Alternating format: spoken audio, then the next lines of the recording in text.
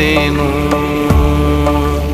அம்மா நான் என்ன புண்ணியம் செய்தேனோ.